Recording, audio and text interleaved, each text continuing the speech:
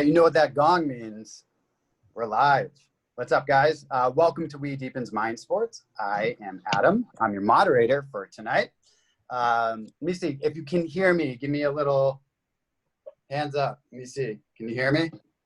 Yes. All right. Nice. Look at all these beautiful faces out there. Is that Mary Sinette? Love it. How you doing? All right. Who here is from Los Angeles? You got some Los Angeles people? Hands in the air. I got some. Anybody from outside LA? Give me one of these. Nice.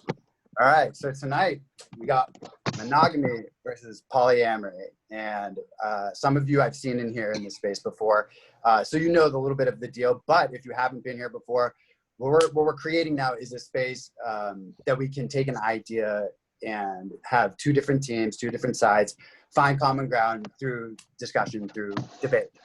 And I myself, as moderator, want to help everybody get involved in this discussion. And so we'll have a chat going. And in the chat, if you can, take your name. I already wrote it in there, but add your Instagram in there. And that way we have everybody connected on social media as well. And I'll be going through and inviting you guys to come up with some questions, because what we want in this space is to have something that is everybody's involved. You know, it's community. And so it's not just about our two teams. It's not just about the person speaking. So stay lively, stay engaged throughout the debate. We'll have like 3 or 4 times where I'll pick somebody to have a question. You'll have 60 seconds to ask your question. You'll be in the hot seat. And after that, we'll move through and come back to the dialogue. So, on that note, you must have your camera on for me to call on you. So I can't call on you if your camera's not on. So stay engaged, but listen. Part of the power of this whole process is that, you know, we have an opportunity to learn in these environments. And so listen, chat, stay active, talk to me. You can private message me if there's something that you do want to ask. Also, afterwards, there will be a virtual after party. And this is in a Kumo space. So if you haven't done a Kumo space, it can't be done on your phone. It has to be done on your laptop. And it's a virtual reality sort of congregation area where we can come in and have like individual conversations with each other and all that jazz. So it's really cool. So without any further ado, I'm going to send it on over to the man, the myth, the legend, one of my best friends. I call him a social engineer, but a clown. And makes me smile, makes me laugh, one of my favorite human beings in the world. Indy Rishi Singh, your host. Whoa, hey, am I here? Are you guys here? Whoa, hey, oh my God, everyone. How you guys doing? Welcome. Oh my God, Adam, thank you so much, bro. I must say, you guys, please check him out. Follow him on social media. Adam's an amazing actor, but he's also a movement teacher, like yoga and all this other stuff, movement, play, permission. Thank you, Adam. You know how that is. I may be representing the Cobra Kai right now, because you had to, but no, do not strike first and show mercy. Ouch, bro. I'm a Ralph Macchiano guy, bro. So, you know, we got a little thing going on there. But, you know, Adam, I got an interesting thing about this, you know, I personally feel like I got married last year to a tree. I was having a really powerful psychedelic experience, and like I felt a communion with this tree. And so yes. Like, can you be poly with a tree or trees, a series of trees? You know, I think you have to leave that up to the tree. Oh, you know, but the thing with this, we didn't set that up, by the way. Just saying, we didn't set that up. That's just, I love you, dude. Yeah, yeah, you better laugh. All right. All right, and that's business. The other thing. Yeah, let's not take this too seriously. The best part about Indy and I always talk about bringing levity to the situation helps us actually learn more. So when we're laughing, when we're staying playful, we actually absorb more. So. You know, yeah, actually, that's my challenge to all of you, right? Like everybody who's listening to this, tuning this in, even when you have conversation with your loved ones or partner, future partners, possible partners, whatever it is, laughter and levity has a greater ability to convince each other. Like we are more open and receptive when we are more playful and laugh. And I think that's huge. So we'll be laughing throughout this. I'll try to interject as much as I can. There's 2 hours and we're going to be here for a little bit less than 2 hours. So there's a lot of conversation, amazing debaters. They're going to be going off. There's going to be a beginning part where we're going to kind of hear their spiel. Then it's going to move into where they're going to go back and forth with each other. And then we're also going to be having Malik Yoba coming in. We might have some other special guests coming in. We have dude, by the way, Adam, did you know Malik Yoba was in Cool Runnings? I did, yeah. But still one of my favorite movies. And a lot of vibrant colors. A lot of vibrant colors in Cool Runnings. A lot of vibrant colors. I missed the 90s. I don't know if you can tell. We're in the 90s. No, what are you talking about? I'm living in the 90s. I don't know about you. I don't know. I was a Hulkamaniac, baby. I'm in the 80s and 90s right now. So let's do this. Let's do a quick agreements thing, especially for the debaters. Let's put up. Can we get? Hey, WeDeepen team, WeDeepen team. I'm calling upon you. Can we get? All right. So let's get all the debaters. Let me get you guys. Let's do number 1. We're gonna do a mindset of kindness. Okay. So I want you guys to make it to put your fingers up, and we're gonna do kind of a mudra. You're gonna take this. You're gonna pick your right finger, and we're gonna make a mudra right here. So okay, you guys all have a mindset of kindness. We're going to use a mindset of kindness. Yes. 1. Very good. All right. Good. Ready? All right. Now we're going to take everyone practices the art of listening. We're going to listen really well. We're going to listen so that we can answer well. So you're going to do a number 2. Let me see you do your Vulcan, your number 2, come in peace. All right. You guys got it? Did your mudra? Okay, cool. You guys got it? Everybody good? All right. Here we go. Last but not least, the 3rd mudra, which you're going to go like this. 3rd mudra, kind of like, okay, right? Here we go. Don't take yourself too seriously. Right? All y'all have fun. All the debaters, all the people watching, everybody have fun. Don't take yourselves too seriously. Is that okay? We got you guys all doing mudras? Yeah. Cool. You can be like smoking a thing while you're doing a mudra. All right. All right. Cool. Awesome. Thank you very much, you guys. Let's have an awesome session. I'm really going to quickly, also throw out there that if people, like when we start the conversation, the debate with the debaters, if you guys want to use the raising your hand thing a lot to kind of like, if you want to be the next person to talk, it helps a lot. If you need help with that, we can help you. And really quick, let's also get the definition of monogamy and polyamory up, right? I think, Christina, we got a poll for the audience, right? Do we have yeah, there we go. So we got monogamy here, the definition. So this is the official definition from the Oxford, whatever, all of them. This is Oxford right here, yep. The practice or state of having a sexual relationship with only one partner. Interesting, all right? So do you guys, everybody watching on Zoom who has access to this poll, what is it? Do you align with this definition? Yes, no, or other? All right, let's get your guys' feedback on that. I'll give you guys a couple of seconds. All you debaters out there, think about this question too, because it's going to come to you guys. All right, we're going to start to formulate, take notes, whatever you got to do to get ready for this. All right, Adam, how do you feel? Do you think everybody's voted? Should I give them a couple more seconds? Yeah, it's looking pretty good. No, actually, I'm not seeing that anyone's voting. Is anyone voting? I'm running the vote. And nobody's voting. Hey guys, you guys not see? I see the right. People are voting. People are voting. People are voting. Voted. Huh. I voted. All right. So let's end it. What do we got? Okay, we got that. All right, cool. Let's save that. Save that little. All right. I saved it with my own apparatus, visual apparatus. All right. So let's do the other one. Let's pop up the other one real quick. Other definition. What is it? What do we got here? Definitions. Polyamory, polyamoria, the practice of engaging in multiple sexual relationships with the consent of all the people involved. Okay, do you align with this definition of polyamory? Yes, no, or other? Tickling your neural circuits there, are we? Huh? No. Tickle, tickle, tickle, tickle, tickle, tickle. How do you tickle your neurons? Can you do that, Adam? Yeah, I do. I think with breath you can do it. Ooh, or like I like sound waves, like like singing bowls and like flutes and guitars. Yeah, that definitely tickles. Ooh, wow. Okay, Ooh. So interesting. We got an other. Other is so appropriate for this. Wow, I like there was much more agreement on monogamy when it comes to polyamory. A lot more ambiguity. Yeah. Interesting. Okay, so we got a role model. We got the timer thing going on. everybody. So like you'll hear like a gong when some of the debaters are talking. That's just notifies them that their time is up. We try to keep that flowing, so there's a flow. At the same time, also sometimes we might not need to use the timer because people are done with making their point, which is even better. But get your point across faster. Adam, how do you feel? You ready, bro? I'm ready, man. I'm back in Los Angeles. I'm here. I'm happy. I'm ready. Let's play. Are you down to get dirty? Dirty in relationships? Are you down to get dirty in relationships? Yeah, I've been in the mud for a long time.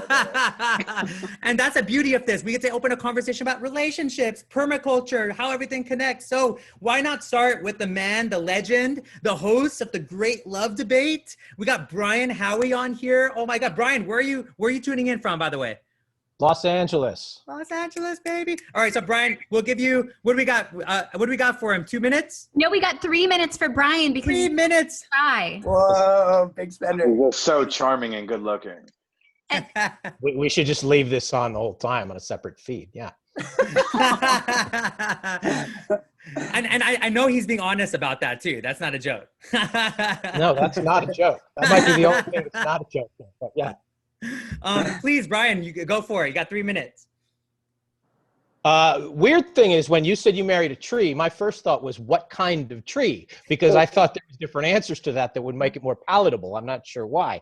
As you guys said, I am the host and creator of the Great Love Debate, which is not just a podcast. It is a live touring show. I have been to over 110 cities on several continents over the last 6 years. And so I have asked this monogamy, polyamory question of over 120,000 live people. So I do have some feedback on both what people think and where we stand on this.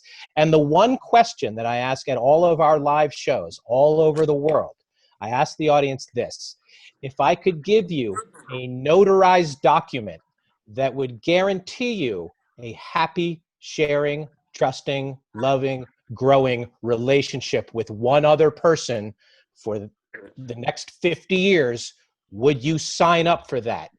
And 99% of people say, yes, I would sign up for that. 1% of the people either don't trust the credentials of the notary or they can't see that path truly exists. And that's what I bring up all the time is, and people ask me, when I said I was doing this to people, monogamy versus polyamory, people assume because once you get over 40 and you've never been married, oh, he must be polyamorous. And I would say, no, that's not necessarily true. I'm the one who believes that if you say, take my hand and let's dive in this together with one other person, I think there's huge upside in being able to swim with that other person. And I use the analogy a lot when people say, well, can I spread it out amongst multiple people or multiple partners? And I use the NFL analogy that if a team has 2 quarterbacks, it means that they don't have one. And so a lot of times people make choices to pursue other alternatives to a one-on-one monogamous relationship. And what that means is, just like at the beginning when you brought up the choices, I think you're either choosing all of the above or none of the above. And those are really not making a choice. Your choice should be A, B, C, and something spelled out. And so you are both limiting your ceiling and preventing yourself from hitting the floor if you are still not willing to go down the road of finding one other person because you're afraid you might get hurt. I ask people, again, all over the world, would you rather be, what kind of relationship would you like to be in? And they always say, well, I'd rather be alone than be in a bad relationship. And you should choose that. You should be alone to be in a bad relationship. And the reason that they don't choose that is because they don't understand that being in a good relationship is a possibility because they've spent too much time thinking about how they've been hurt. Nice. Excellent. Thank you, Brian. Can we make a pivot here? We were going to have Ashley next, but since Shai is going for the extra time, can we switch it and have Shai go? Let's do that. So Shai, let's get you on here. Shai, let's see, the founder of Leveled Up Love. He actually also has somebody on the other side on this conversation who's an ex-partner, an ex-wife. Shai, please, you got three minutes, brother. All right, you guys can hear me? Yes. All right, awesome. So, yeah, I don't have a very conventional story. Today, I live with two love partners. Leah and Chrissy, I think they're watching tonight too, so hello. Danielle, my ex-wife, and as you said, one of my debate opponents tonight also lives next door. And we all co-parent 3 amazing kids together. Danielle's boyfriend, Mike, he comes to visit every so often. And Leah and Chrissy, my partners, also have their own romantic connections. So it's not conventional by any means. We all get along quite well. I'm really grateful and thankful for that. So the question that was posed to prepare was, why did I choose this path, even at the cost of a successful 18-year relationship and marriage?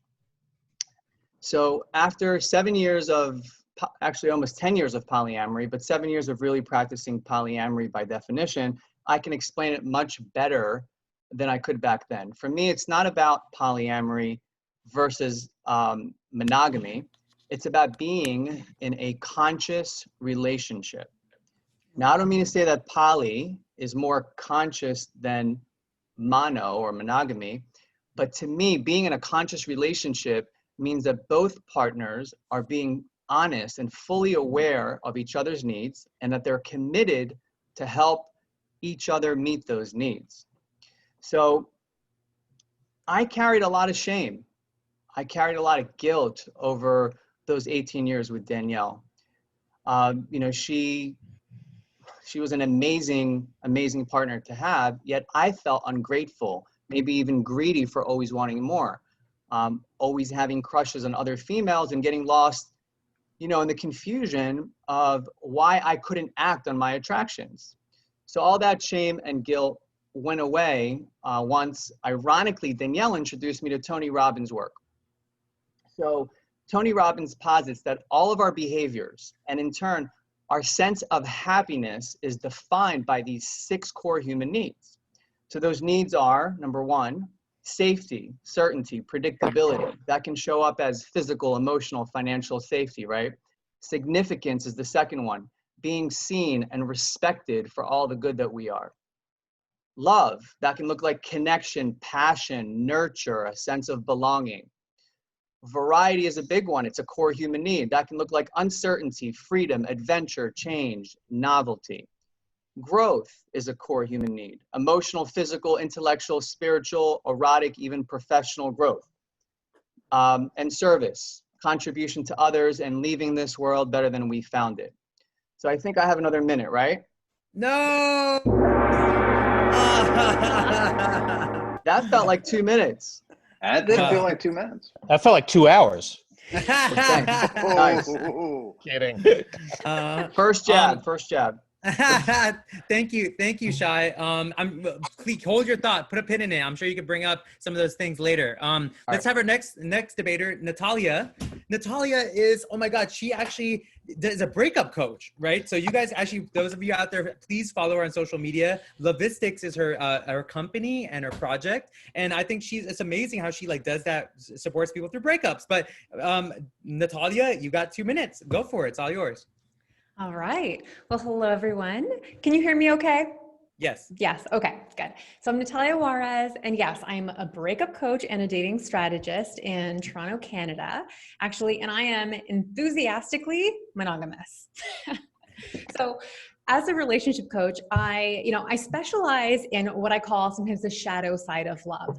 I love helping people through the entire spectrum of breakups and divorce, helping them to recover. I also help a lot of people win back their exes, surprisingly, and then find new love if that doesn't work out. And a part of why I love breakups is that I think that they can be such a catalyst for authentic growth and transformation. All right. So my enthusiasm for monogamy is based on my research of attachment theory and desire and years of working with clients from all around the world and my own monogamous love story. So I think that attachment theory is the secret to drama-free love. It took me years and years and years to discover it. But yeah, I think that attachment theory is, and for those of you that don't know much about it, it's based on, you know, the like a mother child or like a caregiver infant relationship, but then that first primary intimate relationship is carried on into our romantic relationships. So yeah, so with attachment and desire, it's bringing together this concept of togetherness and separateness. So on the one hand, this camp of love, security, safety, dependability, permanence, predictability. And then on the other side, you know, desire and the erotic, adventure, novelty, mystery, risk, you know, the forbidden. And so often we think that they can't coexist.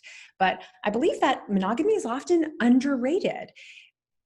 Often because people don't know how to maintain desire and romance with this concept of secure love.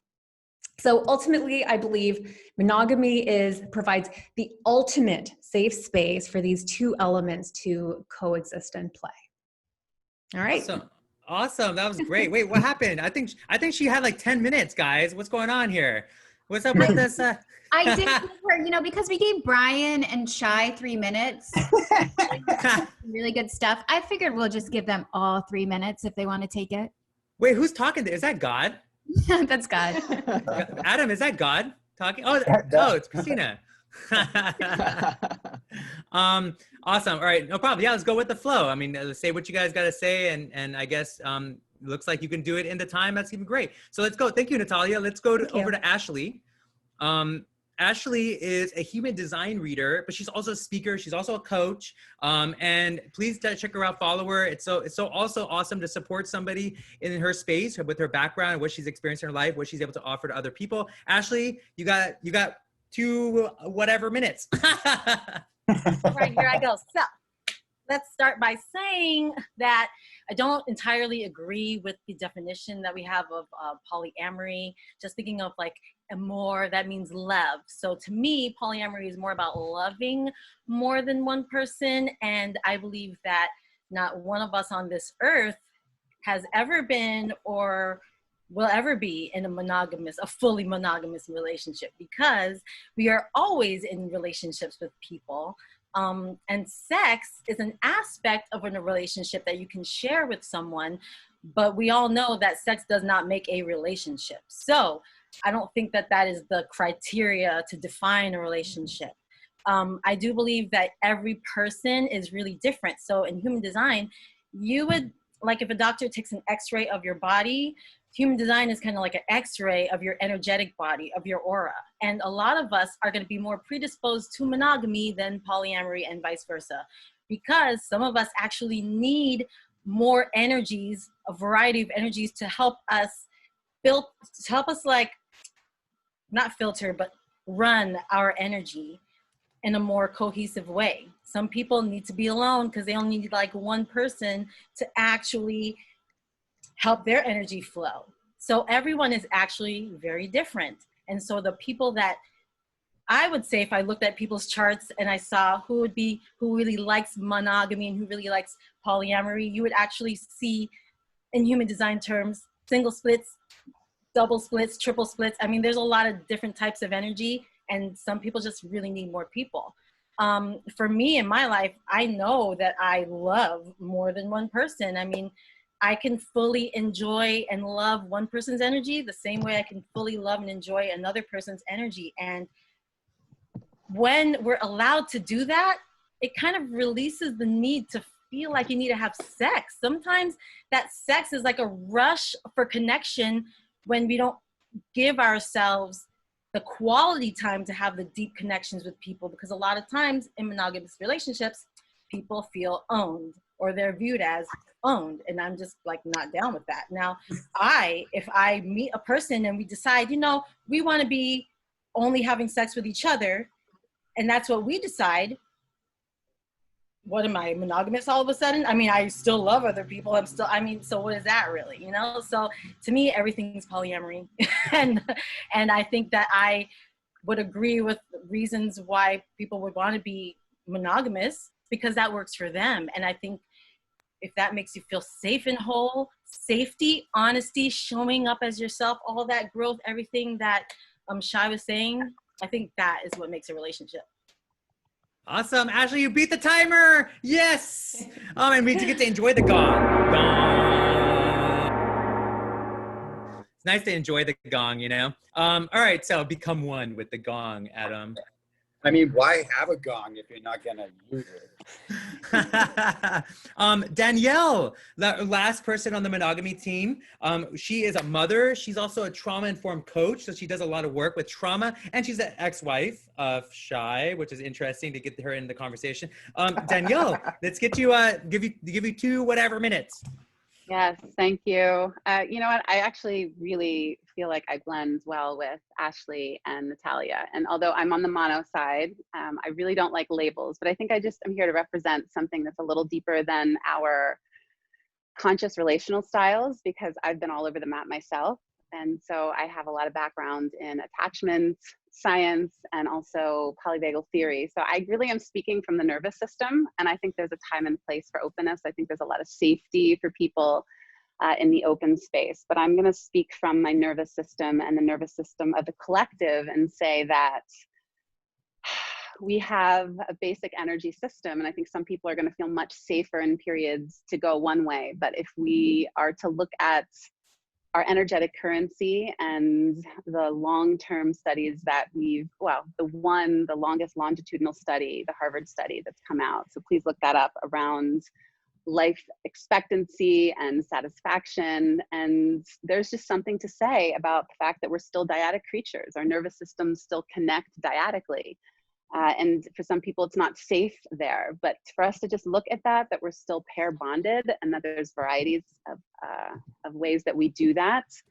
But if we were to ask, and I'm just going to say it, because, you know, whether I actually collectively believe this or not, if we were to ask who loves monogamy, I would say children love monogamy. I would say that it is very energy efficient in some ways. And so for me, I'm speaking from a woman who has gone and tried both spaces and a variety of different spaces in between.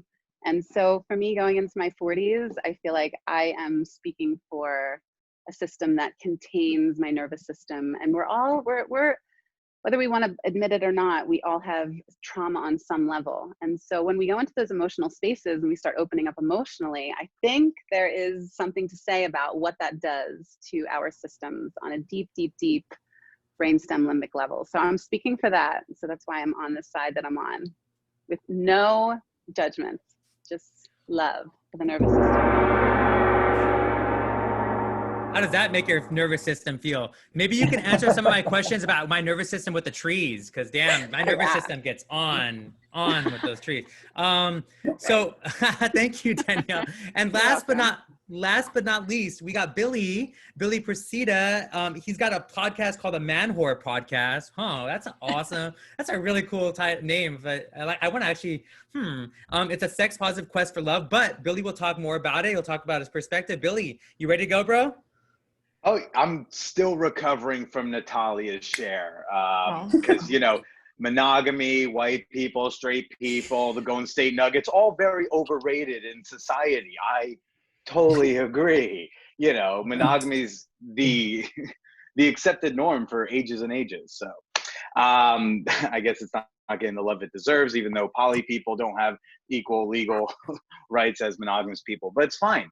Hi. I'm Billy. I'm a comedian.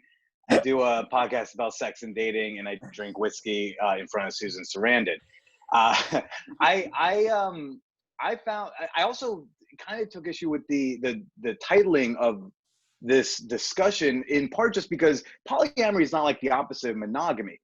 Non-monogamy is the opposite of monogamy, because monogamy is about sexual fidelity, and non-monogamy is saying we're going to have other sexual partners. As it's been brought up before, the word love is in the root of the word polyamory. So it's just weird that like the definition written by people who don't understand poly yet doesn't have the word love in it. So I kind of took a little issue to that. I fell into this in part because I just didn't realize that there was another option than monogamy. I think I was like 18 and I saw this movie, Definitely Maybe, starring the wonderful Ryan Reynolds. And in it, he's telling the story of how he met his daughter's mother, and there's 3 women that he is madly in love with over the course of his adult life. And a couple of these women tend to overlap each other at times in the movie. And I left being like, well, if you can be in love with more than one person over the course of your life, which I think a lot of people do, believe, why can't those times overlap? Love's not a finite resource, we don't tell parents to pick which one of your kids do you love. No, you love all of them, right? It's kind of like a false argument. Most of the things I hear against polyamory are these false arguments. Like Brian is like, if an NFL team has 2 quarterbacks, they have 0. And I'm like, tell that to any team that's had Ryan Fitzpatrick on the bench. I think they have 2 real quarterbacks. But my big thing is just like, I don't think it's about monogamy versus polyamory. It's just like, do what's best for you.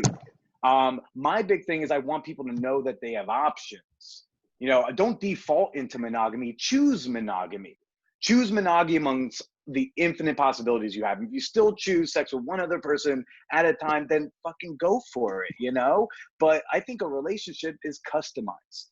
A relationship should be whatever 2 or 3 or 4 or 12 people want the one relationship to be. Make your own rules, I guess I'm excited to have this conversation, but I'll beat the timer by more than everyone else. Done.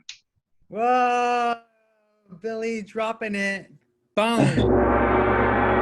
Yes. Thank you, Billy. And thank you, Susan Sarandon, for making a guest appearance. Appreciate that, Susan.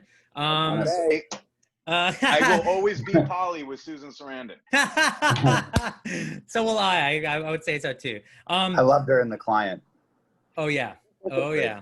Great yeah. film. Susan, Adam, I got a question for you. What is it called? So a spouse is like a husband and wife. What is it called to have more than that? Like if you have more than one, if there's like more than one spouse in a relationship. Polygamy, right? It's called spice. Like spice. That's actually the word for it. When you have more than one spouse. Polygamy is when you marry more than one woman. Very specific definition. Well, all right. Well, I said to my dad, I said, what is polygamy? And I said, what's polygamy to my father? And he said, well, it's having one too many wives. I said, well, what's monogamy? He said, same thing. Oh, that's a good one. Drop it, Dad. Drop it with the wisdom, pops. Yo, so check this out. We have a special guest. Is Malik? Are you here, Malik? I've been most excited for this. Cool Runnings is a favorite of mine. Yeah. Oh, there. Is it Malik or Malik? What do you prefer? It depends. If I have your accent, I'd say Malik too. Malik. Malik. Malik. I like Malik too. Black people like saying Malik. But black folks from America. If I was in, the Mideast, it's an Arabic name, it'd be Malik. Malik, and I like the definition of Malik. What does Malik mean? It depends on who you ask. Pakistanis like to tell you it could mean prince, or folks from other Arabic-speaking countries will say it's king or landowner. I studied Arabic. It was king, as in servant of the king. Allah Akbar. Allah Akbar, definitely. Beautiful, man. And I like Malik. It's like another name. I'd sometimes for God. Right. And then depending on where, I won't get deep into it. So brother, thank you for joining on, jumping on here. I know you're like this is quite fascinating. Man, There's a bunch of intelligent, articulate people. Well, first of all, dude, I want to acknowledge, first of all, that you're so awesome and multi-talented. You've come across so many different people through your life and relationships and all this stuff, and your own personal relationship and being an artist. You probably have an interesting relationship with that. Tell us a little bit. First, give us a really quick background. Like, what do you do now? Like, what's super exciting that you're up to right now creatively? And then we could jump into some of those questions for the debates after that. Well, I'll try to keep it succinct because there's a lot going on, but I just stay in creation. My father said, build your own generator so when they turn off the power, you still have lights. So I actually have that tattooed on my arm here. Ooh, nice. So I'm, real estate development, film production, no more human production. I've got 7 young people in my house right now. Well, 5 of 7 children. Wow. A lot of sex. I would say productive sex. Yeah. Well, Truth be told, though, I only had 3 personally, but my girlfriend has 4. So yes, so tell us what's going on with your relationship now. Like, I know there's something. I mean, if you're okay with that, if you're open. Yeah. Well, some of the kids can they hear this, Mama? Should I talk? You gotta get permission first. There's an 8-year-old here. They're watching the game though. So 8 and 16 are watching the game. I've been like the young lady Danielle. Very, very. I appreciate everybody's perspective, but I've kind of been all over the map as well. I grew up in a Muslim household, so for some of you who do know, in Islam you can have up to 4 wives as long as you can care for each one equally. So I literally grew up with 2 women in the house as a kid up until about 4 years old. So my father actually married my mother and her best friend. And so I had some sort of inkling on what that could look like as a kid. And then as I got older, I got a chance to see the world from a perspective most people never see as a famous person. And so when you see the world where everywhere you go, the world opens itself up to you, the perspective skews a lot. Particularly for me, I started experiencing, celebrity based on film and television in my early 20s. And I'm about to be 53 in a couple of weeks. No way, dude. You look great. You look like you could be like 20 crack, something. Baby. Black don't crack, baby. Stop playing. I'm selling this online. It's that shea butter, dude. It's that shea butter. I'm telling you. That helps. But it don't crack. Let's not lie. It's a beautiful thing. But no, I've seen it from, a lot of perspectives. What's really interesting is, I definitely have studied this in my own journey as a man, trying to understand who I was and where I was going to fit. I grew up with very traditional ideas, right? I wanted a wife and 5 kids, and there were 6 of us growing up. I wanted something very, very traditional. And then as I got older and got to see the world, I got to meet people who tried a lot of different things, as did I. And I think that we're all trying to figure it out. I love all this new age language, but our parents would have, number one, never been on a Zoom call because it didn't exist. And they certainly weren't having this level of conversation. And I think this generation, I might be a little older than some of us on the call, but I think that people are still trying to figure it out, right? Most of us are working with, antiquated operating systems. We grew up in traditional relationships. Historically, it was a man and woman. Usually some community either arranged it somehow based on marriage, if we're talking about marriage, right? Based on some social structure and ownership.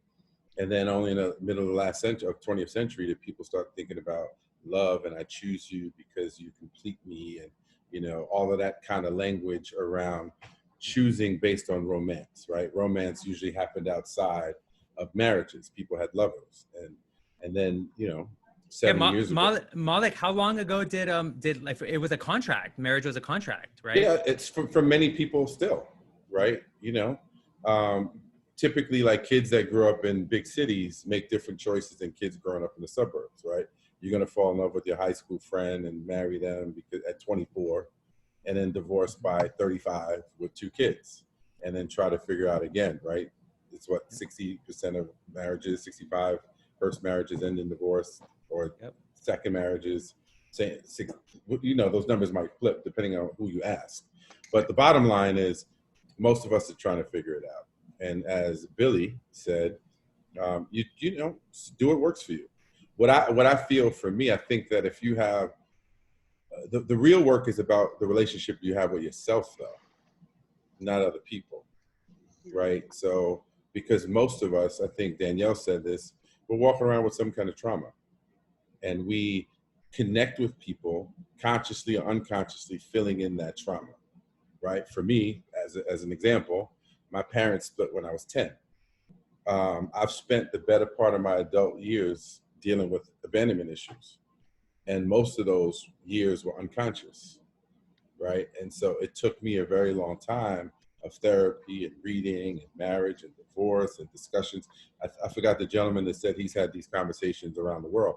So have I. I've actually made it my business because I like to write about these things. Right? I've written, whether it's in film, whether it's in web series, whether it's in plays, one-man show I do, which is set in a therapist's office, a show called Harlem to Hollywood.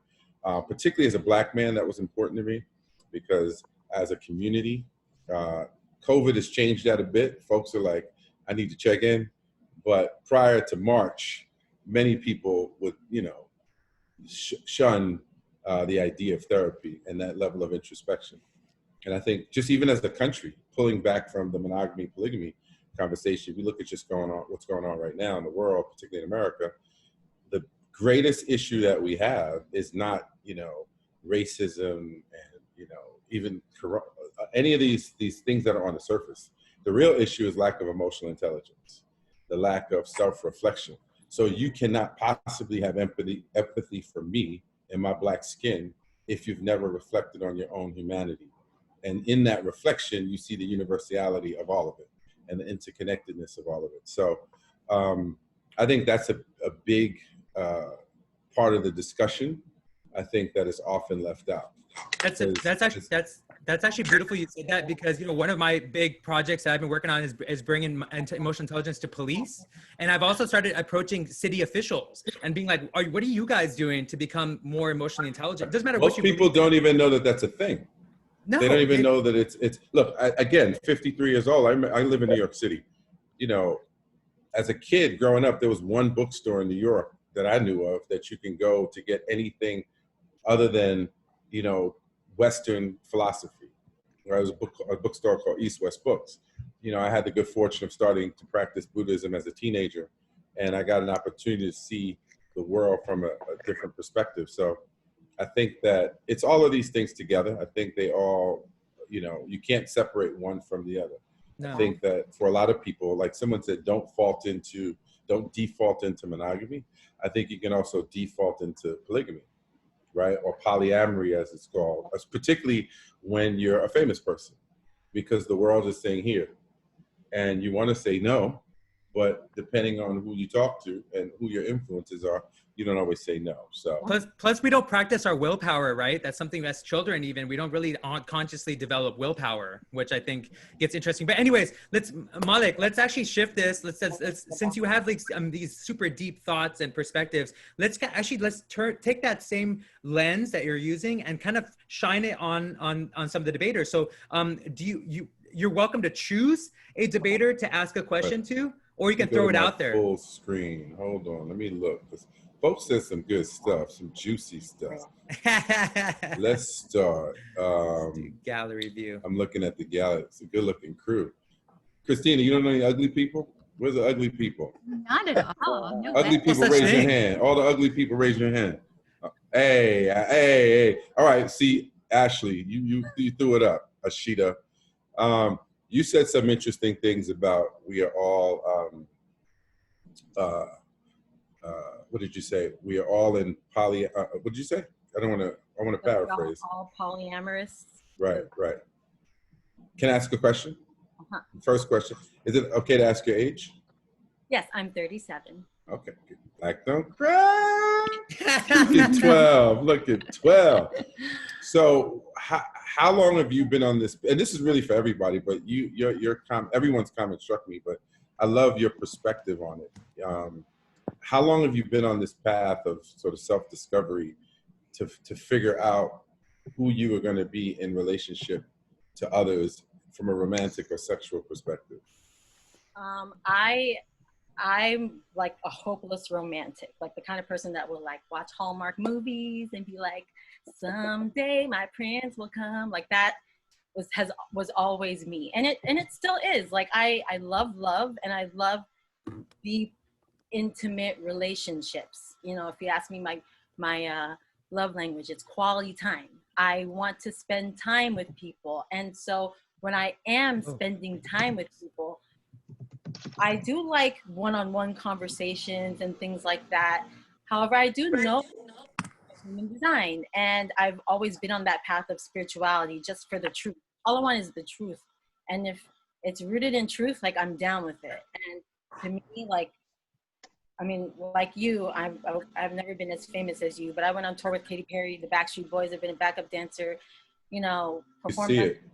And I have been all around the world, and I've seen that there is just an abundance of beauty in the world. There's so many amazing people, and sometimes being in a monogamous relationship closes you off to even talking to these people.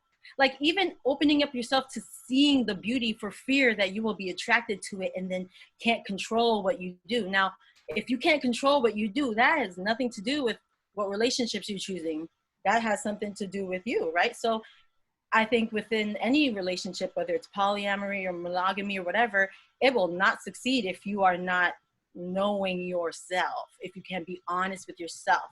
I know I went on tour, I was in a relationship, I started being attracted to other people, and I said, you know, maybe it's just not time for me to be in a relationship with this person, even though I like him, even though I love him, even though we live together. So I had to call him and say, look, I'm having feelings for these other people. Like, this is the truth. And we decided what we were going to do about it. And I just think that's how you have to operate in all times, you know? So the answer to the question is you've been on the path kind of forever. All my life. Yeah. I guess the second part to that question would be, how many people feel that they are deviating from the way that they were raised in having these discussions, and how difficult has it been to forge your own path? So let's do that. Let's do that question to somebody on the mono side. Okay. Maybe Danielle or Natalia. Yeah. Do one of you guys? I'd be happy to. Yeah. So based on that question, you're saying, so ask that question. So again, do you find yourself deviating from the norms that you were raised with? Yeah, well, I was raised traditional Christian, had a mother and father. My father was philandering, had a very difficult time staying faithful to my mother. My mother had a few mishaps. So, you know, I wasn't raised in mishaps. Is that like an entanglement?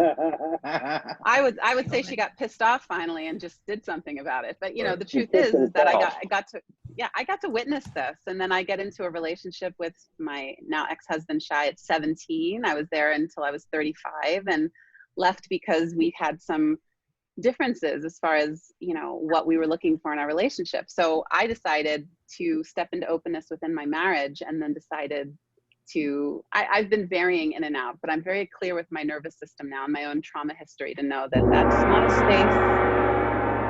Oh my God. Yes. So hold on. So we could go deep into this, some more questions, but we definitely want to also respect everyone's time. So let's get a couple more viewpoints. Or Malik, do you have another question you want to ask? Can we stay with that one for a second? Go ahead. Can we stay with that question for a second? Because that was a really good question. Okay. All right. Let's switch it over to Shai, and then we'll come back to Brian. Yeah, I've deviated from, you know, being raised by, you know, monogamous parents, and definitely living the polyamorous, you know, communal life right now. So certainly much different. I want to segue real quick though, because I think we're all being really polite when we're saying to each his own, and I want to spice things up a little bit, and say that I'm going to challenge Danielle and Natalia and the entire monogamy side, and bring it on.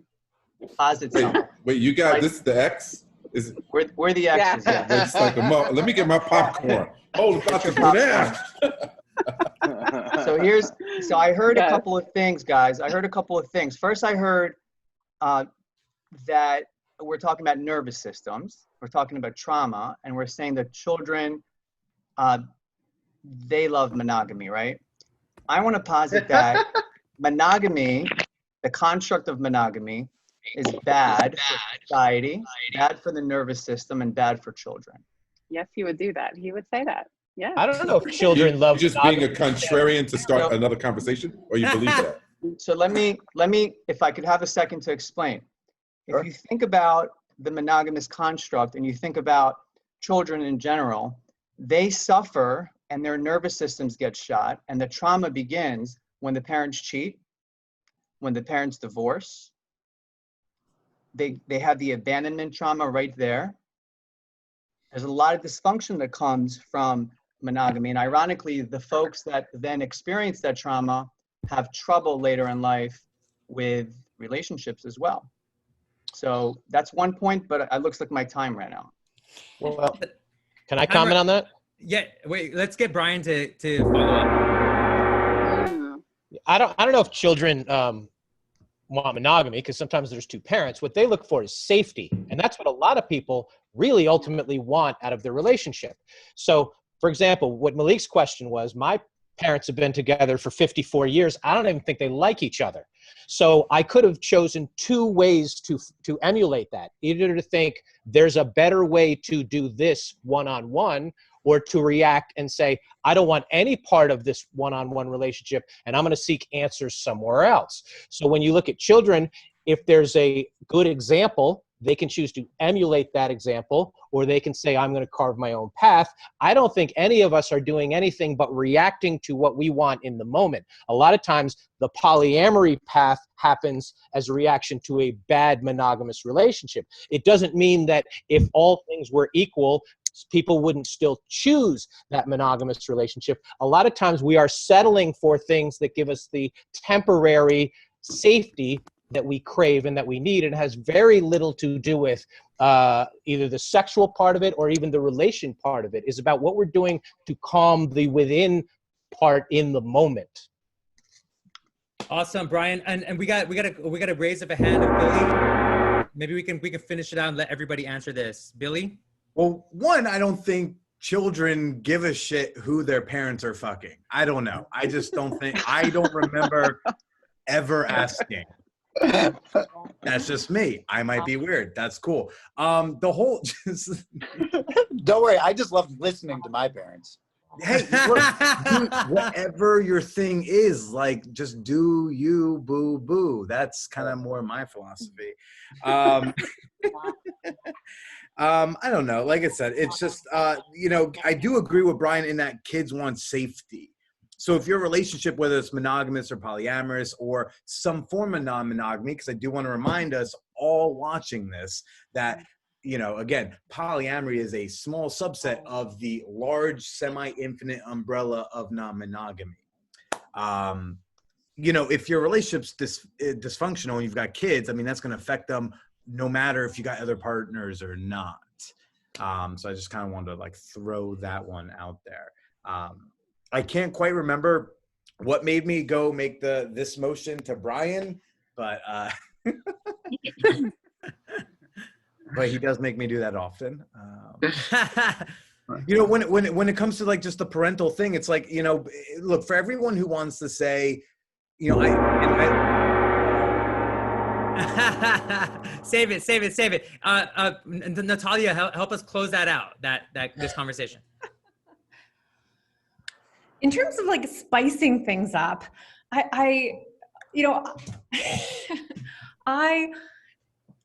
I'm so extremely open-minded, but here I am like really trying to focus on monogamy and encouraging people who want to choose that to do so unapologetically. Because so often it can seem, because it's the standard and the norm, that people choose it by default. And that polyamory is more enlightened, you know, because of its openness. And I have explored, you know, the spectrum, but ultimately chosen through understanding myself that I feel safest, and not just myself, but clients like me with what they call an anxious attachment style, that they operate better and are more liberated in monogamous relationships. There. Nice. We didn't even need to use the gong. That was amazing. So let's take a pause on this. We'll bring Malik back later. Malik, hold on, hold your horses, put a pin in it. We're gonna bring you back in a little bit. But we want to acknowledge all the amazing people in the chats. Like, I kind of glanced over a little bit. I'm like, whoa, there's like people are like really tuning in and saying, Adam, was there any good questions, or should we highlight anybody who wants to ask a question to these debaters?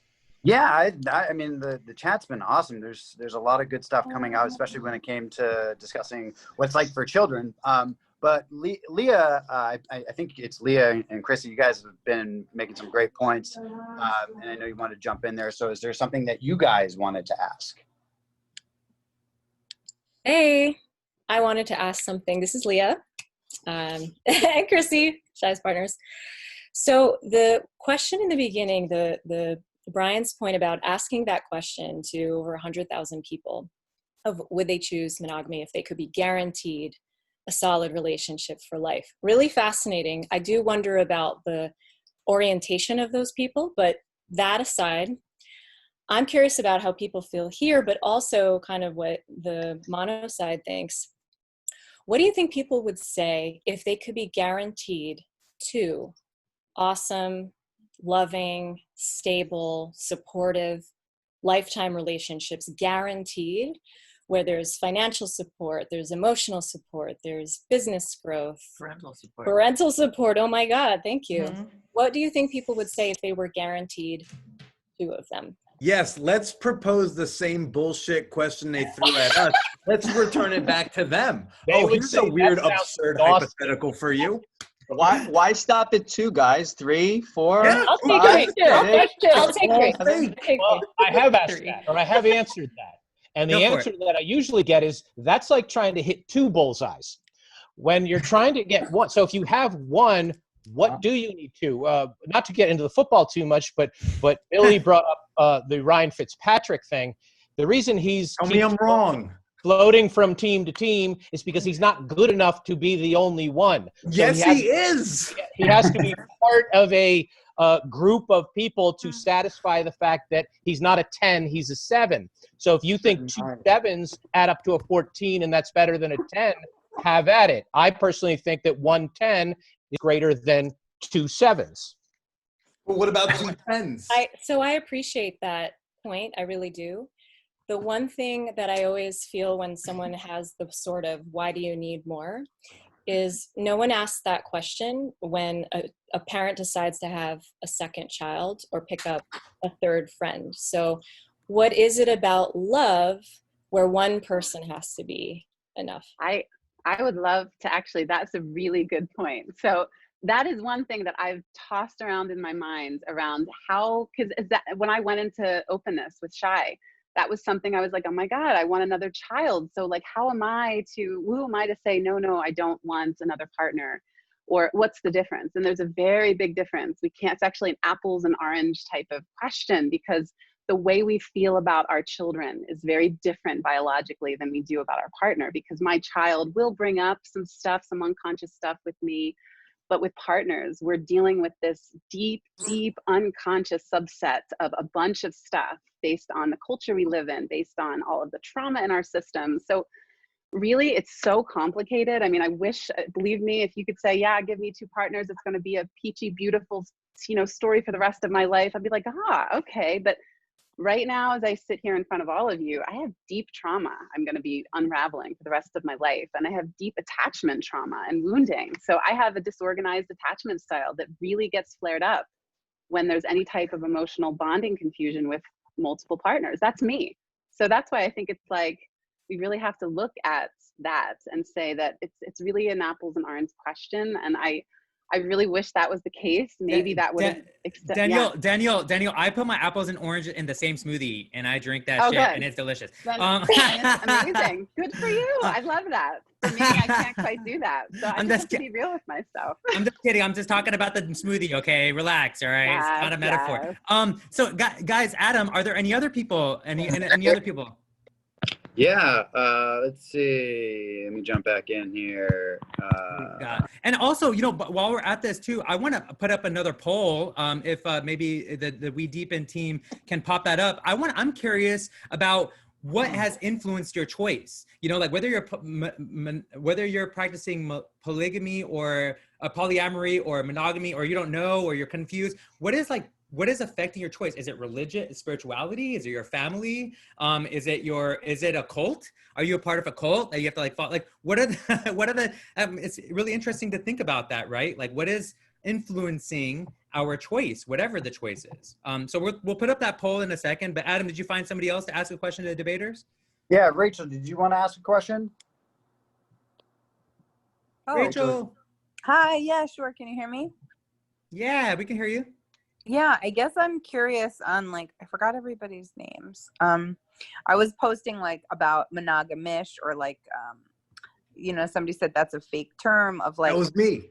oh yeah, thanks. Of like, the people that are monogamous, like once you do move past the trauma and all the attachment stuff, it's like what's the difference between having a deeply fulfilling relationship that says, hey, we might just want to be open but together, and like stay curious of where this relationship takes us versus just like spreading ourselves among multiple people? And is there a difference between starting a relationship monogamously and then like maybe after 10 or 15 years going into it, or like from the get-go? It's just, I'm just curious the difference of having like an openness versus just like totally separate partners, and where people feel like, do you have to choose? So we got Shy. Shy. We got Shy. Go for it. All right, so dying here to talk. So non-monogamy, somebody said, was a spectrum, right? And I've had the luxury of doing monogamy and monogamish and swinging and open relationships and polyamory and all of that. And there is an aspect to it of more complexity as you go. So I agree with you that it's a good idea to start off with monogamish. It's a real thing. It's a way of kind of like dabbling in an openness with your partner in a variety of ways. So it's just very important for those who don't know that it is a very much a spectrum, and that depending on your attachment style with attachment theory and your nervous system, you may or may not be a match for certain parts of that spectrum. So for those who are going to have a harder time, for example, who are anxious attached, starting with monogamish or maybe even a swinger or lifestyle might be easier than diving into a full-blown polyamorous relationship with a lot of complexity. Let's go over to Ashley. I think you had your hand raised too. Yes. Yes, everything that Shai said, and then to add on to that, when I coach clients, it's you listen to the way we talk about stuff. And what really got me about this question was, it felt like, oh, we have to go consult this rule book that says, when we enter this kind of relationship, we do this. And it's like, I wasn't born with a rule book that said anything about any of that. We're really just trying to put society labels on things that we already desire. And the truth is, we desire openness and intimacy, true openness and true intimacy. And some people, depending on their trauma load, right? And depending on the work that they've been able to uncover and whatever, depending on where they're at in their life process, this is where you know what you're ready for. And maybe in a certain stage of life, you're not in that place. And then maybe you're in another stage of life where you are. So it's really a choice. It's about what relationship you're in, not who you are. Polygamist, monogamist is not who you are. It's the relationship you're in. It's what you would call the relationship. It has nothing to do with you as a person. So hold your thought, Billy. Hold your thought. I'm gonna ask a question to you guys. I'm gonna throw something up actually, because we heard from the polyamory side. I want to throw out a question to Brian, Natalia, and Danielle, but let's maybe in that order, if whoever wants to.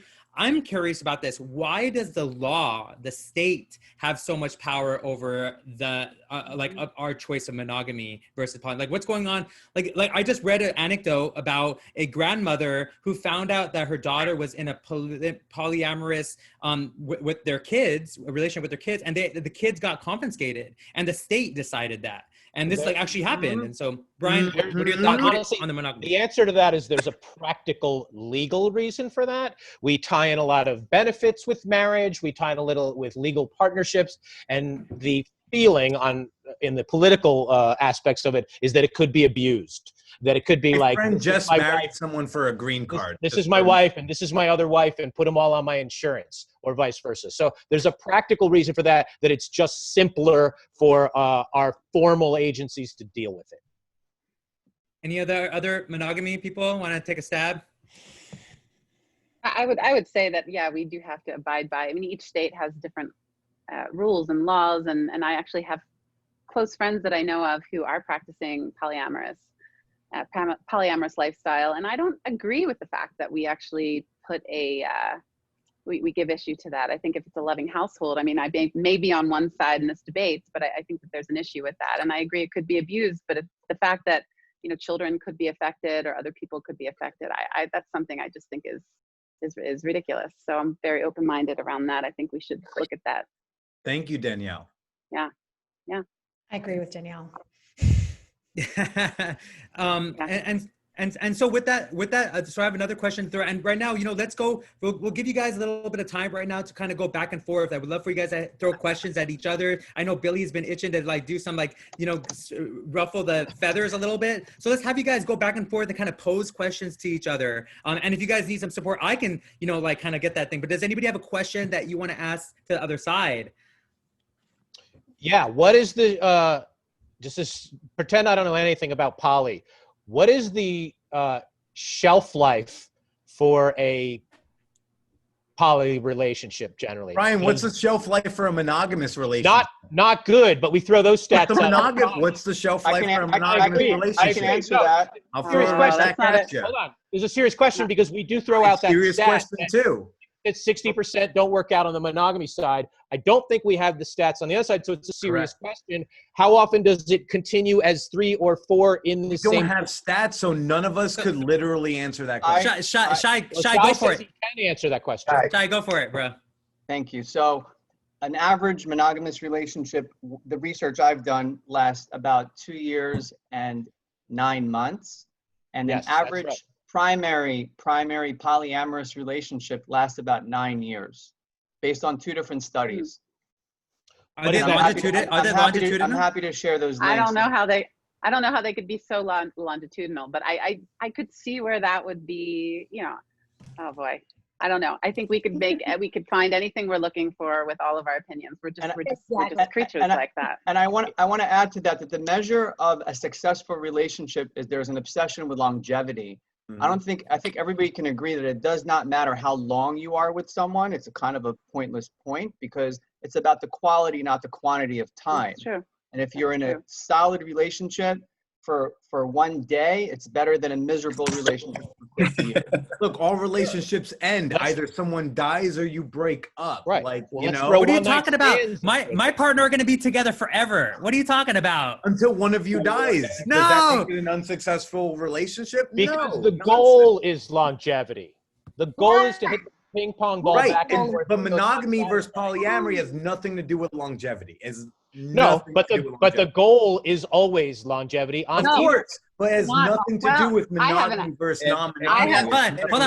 Hold on. Okay. Let's get another question. What about the other side? Does the polyamory side have a question for the other side? Yes, Shai.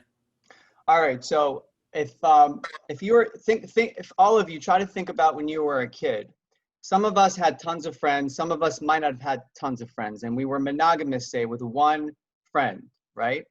Do you remember, for those of you that have experienced this, you're in 4th grade, you have this best friend and you're hanging out with them, it's your person, and suddenly they're like, poof, gone. They went to hang out with the cool kids and they left your life, right? That's being monogamous, right? In a way. Mm-hmm. Yes. It's devastating. It's devastating to the nervous system of that child. Now, imagine being a kid that has a ton of friends. Oh, Billy doesn't want to play with me today, so I'll go play with Sarah. All right, cool. I guess that's okay. It hurts, but I've got Joe also if that doesn't work out. Just an analogy, and I'd love to hear the other side speak to that. I think that's what I brought up earlier. You want to limit the ceiling and you want to limit the floor, and you're trying to live in this bandwidth of sort of, I won't get too hurt, but I won't get too excited or get too deep into this relationship. And that's fine. That's what I talked about earlier. Multiple 7s. Some people think that it's like a blackjack game, and that adds up to a hand that's greater than a 10. I personally don't believe it, but I can see both sides of that.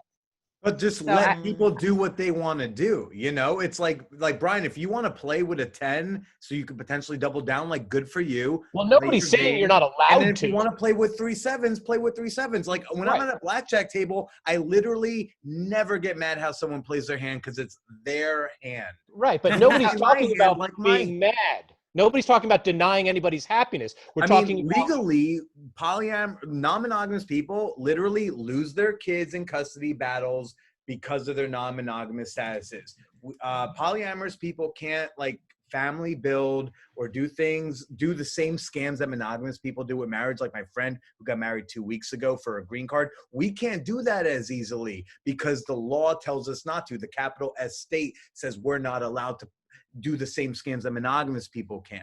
Right, so you're when I know this like feels like a debate, like monogamy versus poly, like whatever. Like this isn't, chocolate versus vanilla ice cream. One side of this conversation does not have the same legal rights, does not get viewed the same in society as the other side. And that's why this is kind of like an unbalanced thing. That's why I like this as more of an internal debate than an actual debate, because if it's an actual debate, two sides are not equal. So Billy, thank you for hold on, Danielle. So thank you for bringing that up. I think it's really important, that we are bringing up the legalities, but I think there's also a health related thing, right? Yeah. I want to throw a few of these things out there, okay?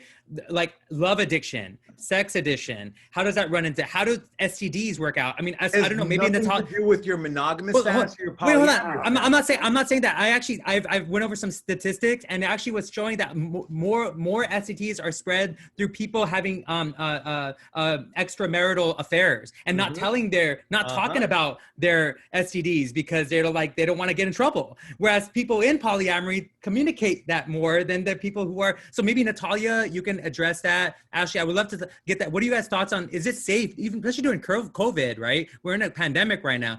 What is the safety in what do you think? Is monogamy more safe or is polyamory Before all more of us answer this, I just want to remind everybody watching that no one here is a scientist or a health expert. Thank you. Continue. Wow, so is it safer? I'm struggling here because I think it really does come down to communication, and I definitely think that in the poly world there is an emphasis on communication because there has to be to navigate certain complexities that often don't exist in monogamous worlds where there's just people are operating with this set of rules that like this unspoken set of understandings. So I could kind of see how people step out. Anyhow, not to switch teams, stay grounded. It really does come down to communication. And yes, I think maybe, the monogamy world could adopt some of that, because I will say in my work, because I work a lot with people and, ending relationships or trying to repair. And every single day I talk about communication. So I took a tangent there. No, you were great. Anybody else? Ashley, do you have any thoughts on that? What's safer, especially right now? What is safer is to know yourself, because some of y'all in monogamous relationships are in polygamous relationships and you don't know it, right?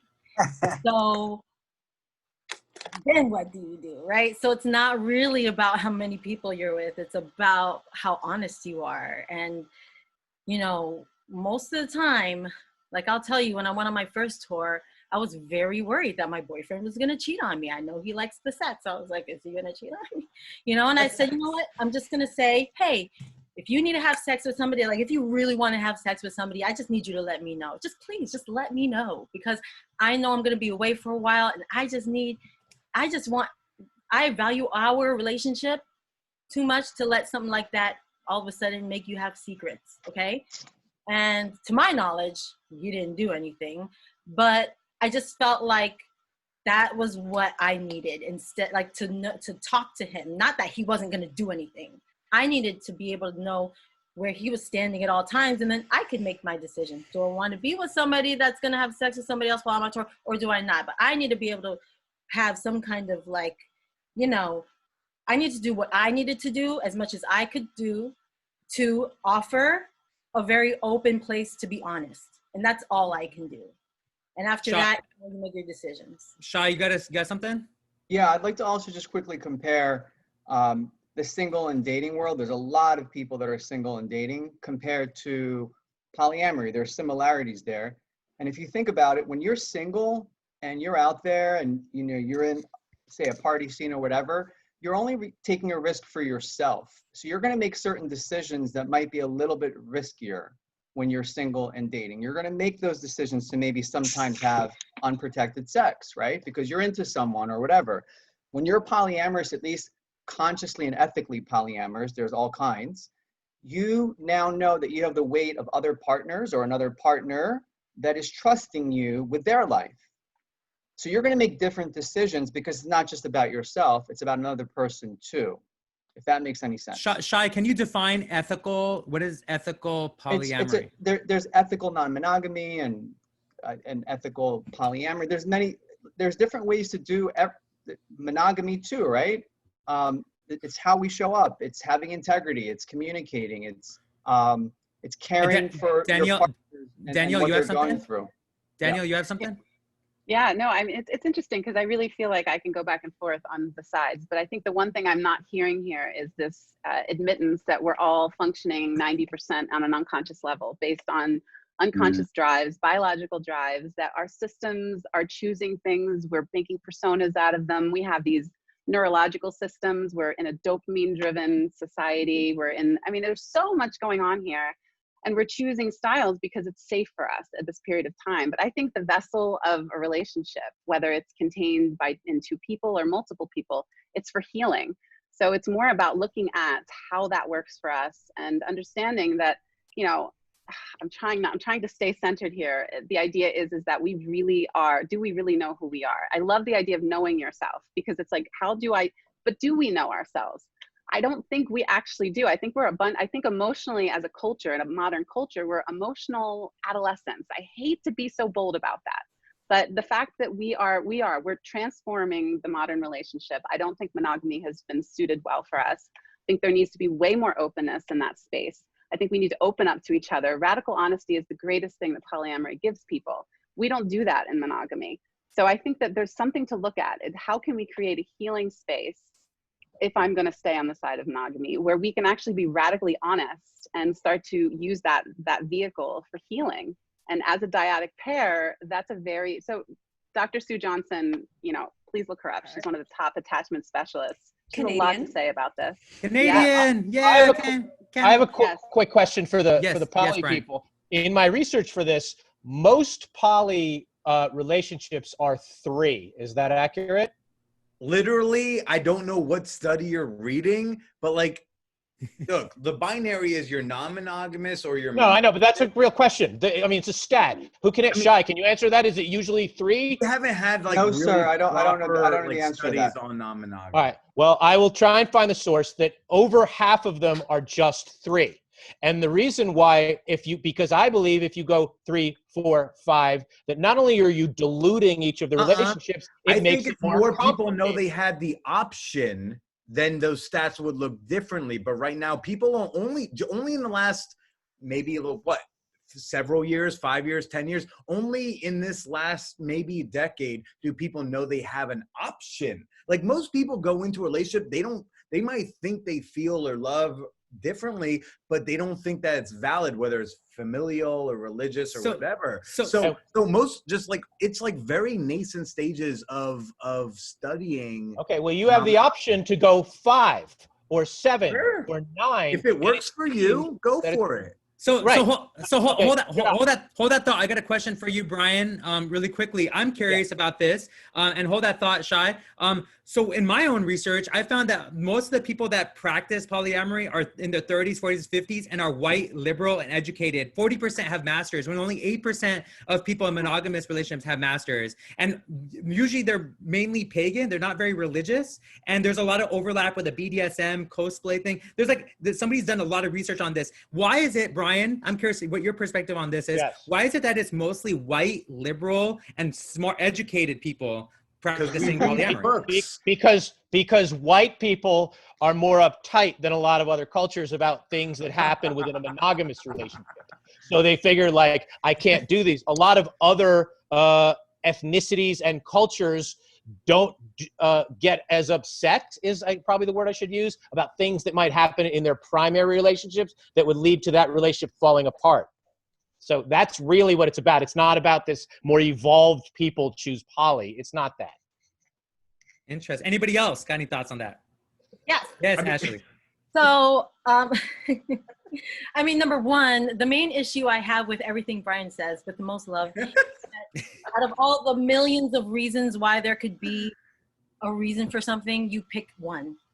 And it's that reason. You say, people choose this because they are too scared to do A, B, and C. And you've already lost me right there, because there is no one reason for absolutely anything. I said it's the primary reason. And there absolutely could be a primary reason. A lot of people, why we get into mono relationships, the primary reason is because it's familiar. No, the primary reason is because that's the tradition. Listen, people go into monogamous relationships the same way that they go to college or they go to school. It's the next thing to do. And then they realize that, hey, there's other things available. But what I started off by saying was that between trauma, between privilege, between how you grow up, between culture, between your own parents and your own life and your own nervous system, there are just too many reasons to then say, hey, people deter, like that one question, just real quick, that one question about if you could be guaranteed, you know, a perfect relationship. No, I don't want it, because I didn't come here to just be in a perfect relationship.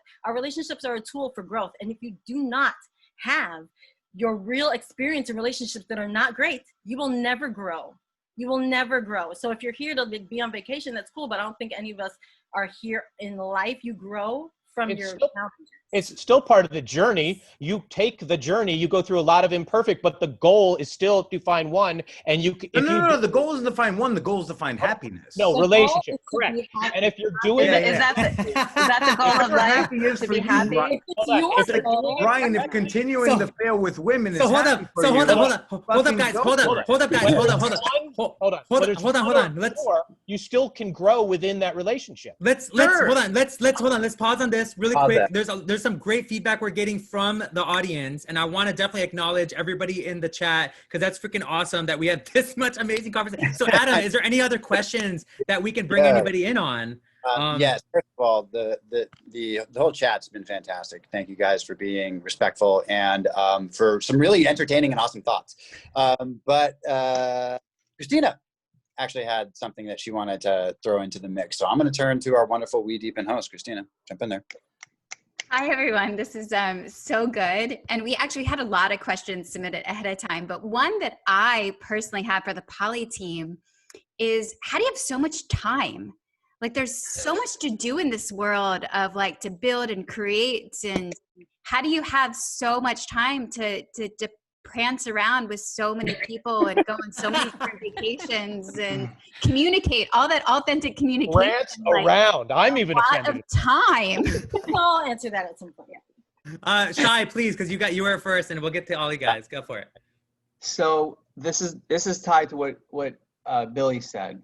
The idea that there's a dilution of yourself with multiple people is false, because you're making the assumption that that's how everybody practices polyamory. You're throwing everybody into one bucket. Imagine a world where you have multiple. That the point to be in one bucket? Imagine a world. Excuse me. No. Wait, hold on. Wait, respect the speaker. Respect the speaker. Respect the speaker. I think I meant to say Brian. I'm sorry, not Billy. Right? Yeah. Did I get the wrong person? No, you're good. You're good. You're Brian, good. Then Brian I meant to say Brian. When Brian speaks, I traditionally speak up. So what I'm trying to say is that there's a world where, for example, like I have the luxury, unlike Brian, that I've done monogamy and polyamory, so I can share that contrast. And when there are 4 parents in the household, you have more time. You literally have more time. When you travel with your partners and you're all traveling together, you have more time.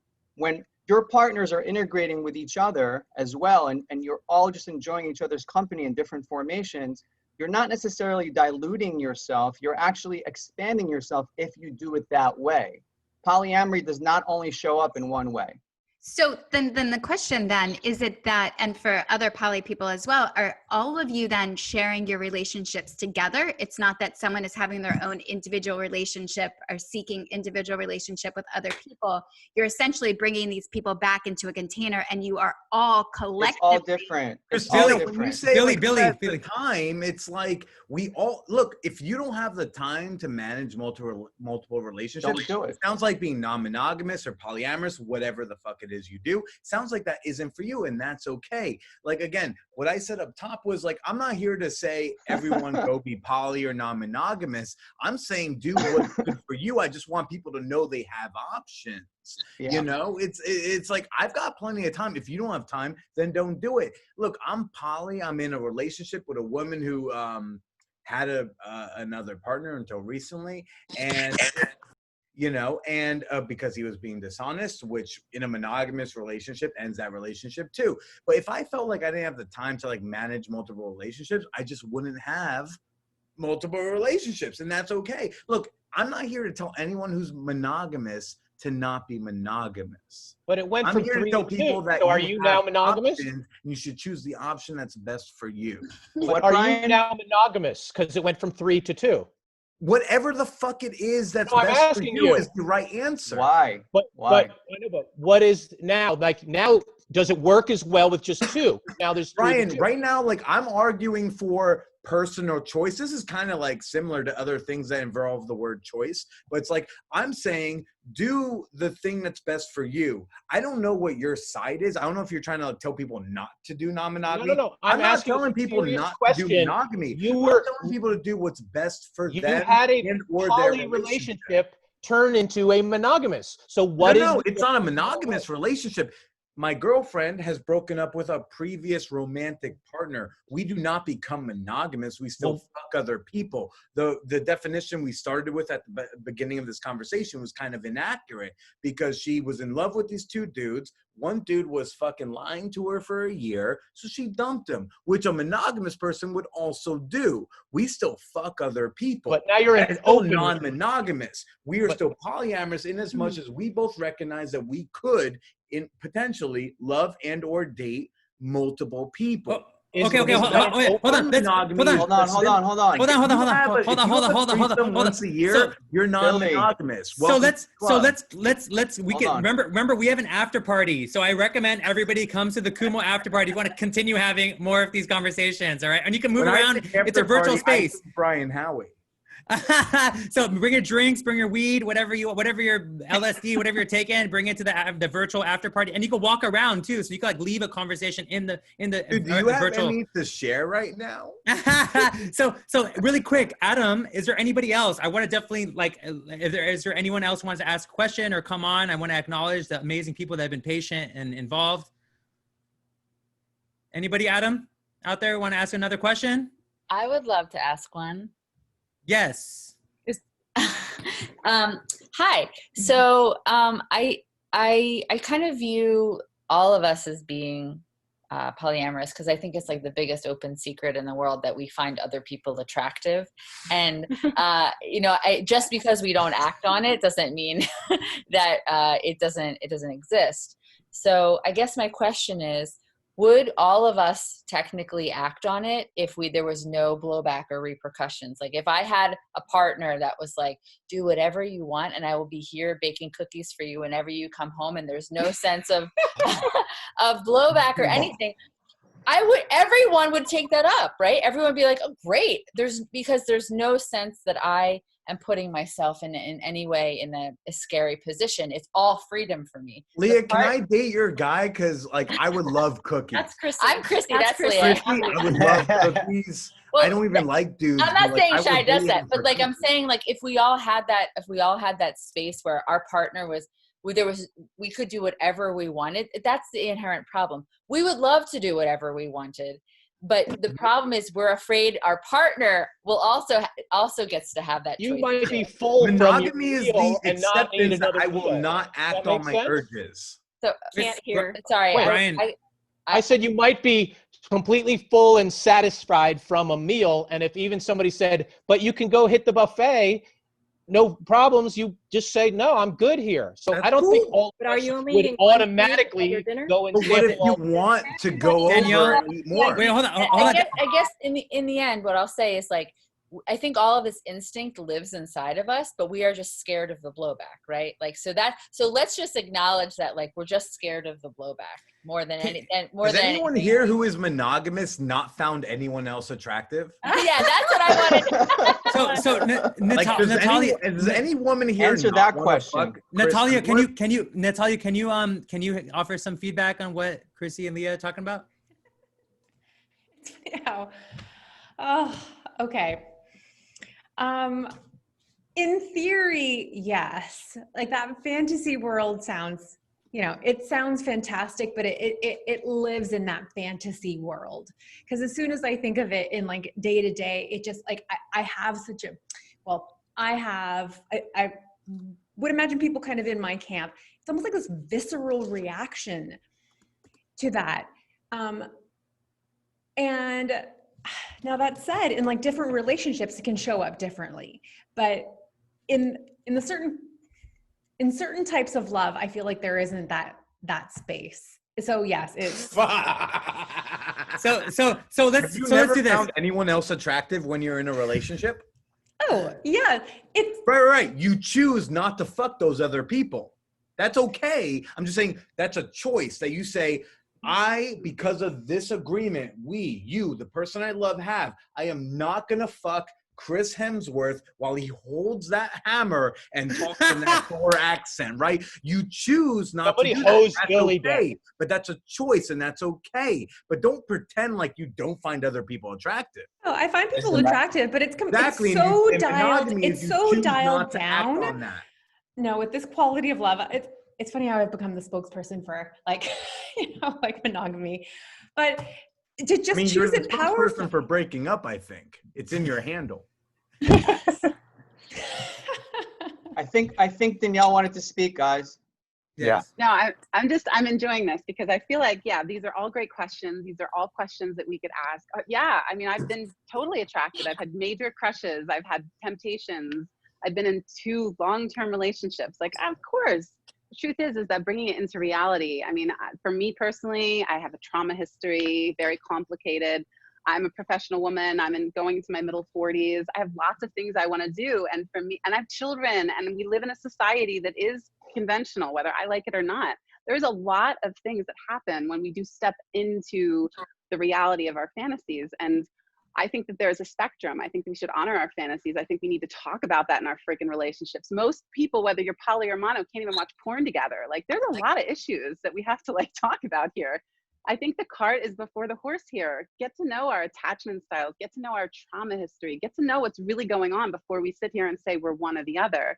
I'm just saying I'm actually picking one, right? So I'm not any better than anybody else, but it's like, I just feel like we're just getting ahead of ourselves. So realistic person in the room. So check this out, you guys. We're gonna start winding down. We got to bring in Malik again, but before we do that, we're gonna give you guys each 1 minute. So the timer is gonna be on. You each got 1 minute to like your final thoughts, final whatever. Remember, you can after party, you guys can go all in, do whatever you want, throw stuff at the after party, whatever you want. But right now, 1 minute. Each of you guys got 1 minute. And whatever you want to share, or you can just sing, or you can like rap, or you can do whatever you want. First we got Billy. So we're gonna go backwards, okay? Oh, we're going backwards. I'm the least important. Okay, I got you. No, but I'm the least important, but that's also accurate. To be fair. Like, look at my face. I am the least important one in the room. At least you have Susan. At least you have Susan behind you. I do have I'm just looking at Susan, to be honest. I do outrank Brian, except he has a higher follower count. Other than that, I get it. No, look, I came into this when I talked to Christina. I was like, it's not about monogamy versus anything else. This is all about choice. I am incredibly pro-choice. You should do what is best for you. The thing is that since we don't have comprehensive sex ed in this country, we do not have families that discuss any option other than monogamy for the most part. I just want you to know you have choices. And the choice isn't like monogamy versus anything. The choice is monogamy versus literally anything else. If you have a threesome once a year on your anniversary, I just want to let you know you are non-monogamous. You're part of the umbrella. It's a big fucking umbrella. You are over here on the umbrella, but you are non-monogamous too, and that's okay. Every relationship should be whatever works best for you. The thing you need to do is communicate to your partner. I have 3 seconds. Check out the Man Whore podcast. Peace. Yes, thank you, Billy boy. All right, next we got Danielle Ivins, specifically Ivins, okay, not the Ivins Fishman, all right? Oh, wow. Well, thank you. Oh my gosh. You know what? I just think at the end of the day, I'm just going to stand by the fact that we are all here. We're all dealing with deep unconscious shit that we have to work out. And I'm sorry, but like, I just feel like there is a space to do that. And it could be poly for you. For me, I'm just speaking from the nervous system. I'm the voice of the dyadic nervous system. We have not evolved past that. Can we go around and we do other things with it? Yes. Would that feel safe for certain people? Yes. But right now, I'm just going to advocate for that. I'm going to advocate that for a lot of reasons. But please check out Diane Poole-Heller. Check out adult attachment. Check out some of this research that's coming out that whether we like it or not, we are emotional adolescents. We've got a lot of healing work to do, a lot of love to give this nervous system. We are all taxed, living in a chaotic society. Why add more chaos to it? I think that this is an underlying, where at the cart is before the horse. And so that's where I am. I mean, I've been all over the spectrum. I'm not speaking from one side because I've only been on one side. I've been a part of a lot of these different spaces, and I can say that it's really taken a toll on my own system. So Nice. Thank you, Danielle, for your perspective and your experience, and hope you continue to move through your trauma, right? And finding bliss in that process. Next, we've got Ashley. Okay, Ashley, what's up? Black don't crack. All right. So for those of you who don't know, I have a 3-year-old son, and I co-parent. So I'm also pansexual, and I say that because I am a person that wouldn't be like, I only date this color guy or that color guy. So it's kind of the same to me. It's like, until I meet a person, I don't know what that is going to be like. And I didn't know I was going to have a relationship with a woman until I had a relationship with a woman. And because I was open to that, we actually got to speak in a way that let us both know that, hey, we were feeling each other. Now, if there was no openness, there'd be no way to know that that could be true for me. Most of my life, most of my reality has been what other people would call fantasy. So really, that's just the word. I have a podcast called Decondition Daily, and that's why I'm all about deconditioning from society, okay? And find me on Instagram. This is what I do. Yeah. Ready for the gong? Boom. Yes. I like that. You live in a fantasy, other people's fantasy. Okay, keep going. Keep doing it. Whoa, okay, hello. What's going on? Hello. So next, we've got Natalia. All right. Okay. Natalia, it's all you. All right. So, okay, so I'll end the note just because of the theme of the talk, but yes, I still believe that monogamy is underrated and that there is a big, big difference between choosing it or falling into it by default and choosing it powerfully. So it took me, a long time to do that and to kind of declare that, like, I don't want to share. I'm loving that life. So yes, you can find me on, I love hanging out on Instagram at The Breakup Coach, everything like breakups and healthy love. Nice. Oh, keep it succinct, Natalia. Yeah. We can talk about what's your, so we still got 5. Oh, is the timer off? Oh, darn, that we had some time. Well, we'll continue to talk. Hopefully you can stick around for the after party. Let's bring Shai on. Shai, you ready? All right. Shai, the poly guy on Instagram, leveluplove.com. Also, the group on Facebook is Leveled Up Love. I'm going to try to finish my opening since I got cut off. I just want to dumb this down to 6 core human needs, right? We all want to feel safe. We all want to feel seen. We all want to feel loved. We all want the freedom to explore and have variety. We all want to grow intellectually, spiritually, erotically. We all want to be in service. I found for myself, having done both for a lot of years, that I am safer, more seen, more significant, more loved, more free. I've grown exponentially, and I've had so many opportunities to be in service. That's why I choose polyamory. Excellent. Well said. No timer necessary. Or we could just wait for the time. Oh, it's over. All right. Thank you, Shai. All right. Last but not least, we have Mr. Howie. Brian Howie. As I always say, it's almost never that we haven't met the right person. It's usually that we haven't been the right person. And that applies to one person, 3 people, 10 people, whatever you want to do. You need to do the work to find out what you want, what you're looking for, and what makes you happy. We didn't use the word happy enough in this discussion. I think it matters. And I think we forget about happiness is really at the core of a lot of our decisions.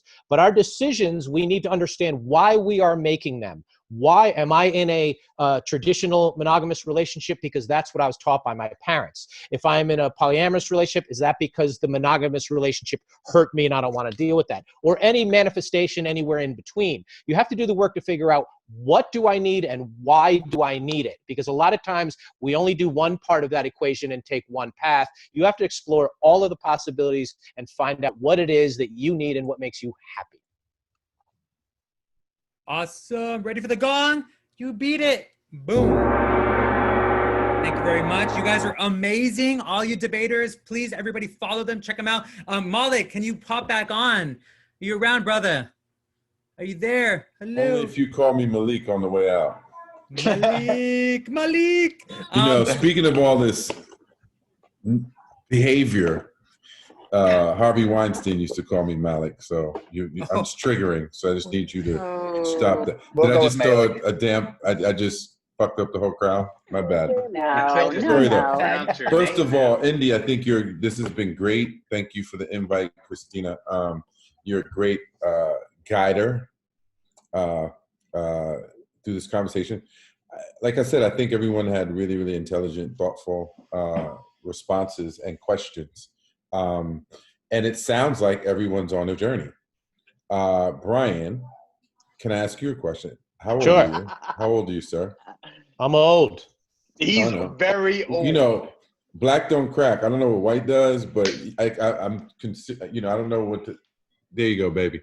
No, I only asked that question because I really feel everything that you said. Not just because I feel like we've walked very similar journey, and I think that you said it's not that we haven't found the right person; it's that we haven't been the right person. And I really feel that because, you know, like I said, I've tried all these things. You know, poly, not poly, monogamous. I've cheated. I'm not cheated. But I think that in the journey to self, to really get to a place to really understand what you need takes time. And I think that, you know, like a fine wine, like anything else that becomes more valuable with time, I think we become more valuable with time as well, if we do the work.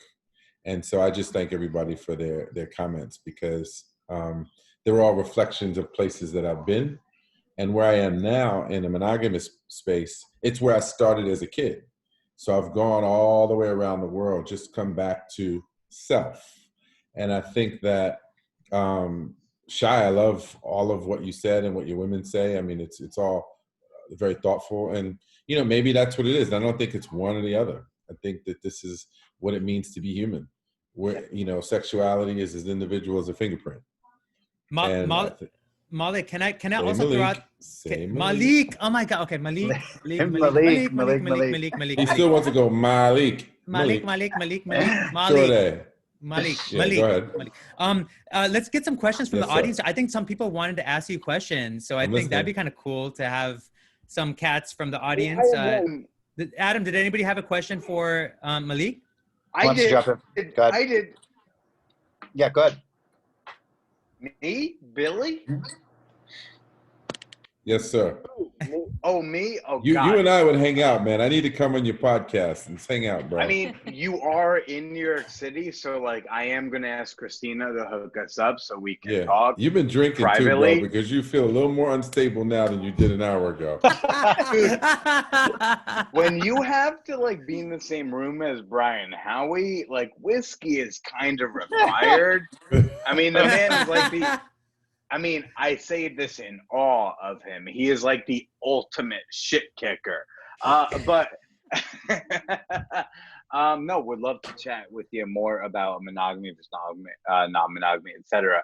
I'm No, glad dude, this is being recorded. Hey, I'm just happy you're fucking here, man. Cool Runnings, personal favorite. I have like, I will say this, when we're talking about Muslim versus like how you maybe start to perceive the world versus when you started to be informed religiously how to perceive the world, was that at all like a shock to your system? Did that Absolutely. come naturally? For me, the big shock to my system came losing anonymity and innocence at the same time. So to be in your 20s and have the curtain pulled and you see that the emperor's not wearing clothes and you were told that the emperor always had clothes on. And specifically what I mean is the behavior of men specifically. You know, being in the entertainment business has allowed me to see the world, and at the level I've been able to do it, from a perspective most people would never see. Some of you may know Andre Harrell. If you don't know Andre, you know all his disciples, Puffy, Mary J. Blige, all of the Uptown Records, you know, roster.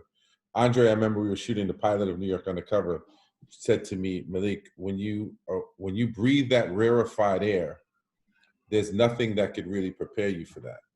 And so I was 24 years old when I did Cool Runnings, about 25, 26 when I started New York Undercover. And, you know, at the time, that was groundbreaking television in the 90s. It changed my life radically. And I got to see some things that definitely were reflecting now. I've never called it traumatic, but it was traumatic because my innocence was gone. I didn't know how many people cheated. I didn't know how many people did all kinds of shady shit as it relates to matters of the heart. And when most of the voices around you, the men that you've admired, the men that every single person on this call has seen and celebrated as our heroes in some way, shape, or form, you know, where do you go?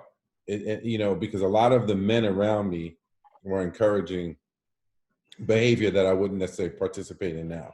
So was that like kind of a culture shock of, you know, what you've been brought up with religiously with what you were introduced to culturally in the rap game, kind of like, you know, Islam meeting the rap game, you know, was there kind of a clash? Well, no, because I mean, I grew up in a very diverse community. So we happen to be Muslim, but I was around Christians and Jews and Catholics and everything else.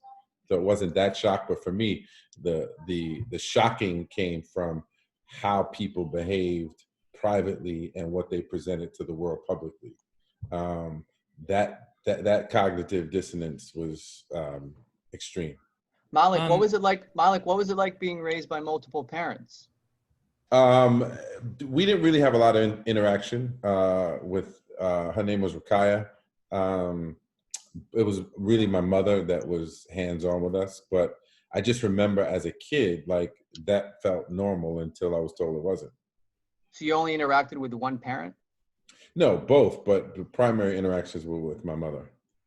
Malik, inshallah, can you stay on for the Kumo session, the virtual space? I cannot because I have a house full of people, and I need to get back to the rest of my life. But we can figure out another time to connect. Yeah, we should, man. And I want to definitely pay gratitude. Thank you so much for your perspective, your journey, sharing this space. You know, we absorbed a lot, and I also want to acknowledge. Thank you for representing your journey, like your background, your culture, your heritage. You know, showing up who you are, and I'm now being a strong father figure for now not just your children, but now extra children. Like you're amazing, bro. Thank you. That's important, man. And because at the end of the day, families make society, and our society is a little off track these days. Mm-hmm. And I think you know, if we don't have strong families, what are we going to have?